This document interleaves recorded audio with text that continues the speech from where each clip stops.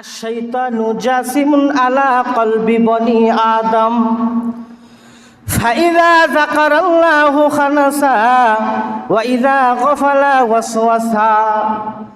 আল্লাহর হাবিব বলেছিলেন, আল্লাহর হাবিব বলেন, যখন কোনো বান্দা জিকির থেকে গাফেল হয়, জিকির থেকে দূরে সরে যায়, জিকিরটা বাদ দেয়, শয়তান তখন অন্তরের ভিতরে বসে বসে ধোঁকা দেয়, ওয়াসওয়াসা দেয়।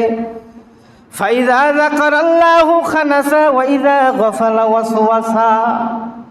আবার বান্দা যখন জিকিরে বসে যায়, আমার আল্লাহ পাকের দয়ায় ওই বান্দার জেহেন থেকে, ওই বান্দার কলব থেকে শয়তানটা আবার দৌড়ায়া পালায়া যায়।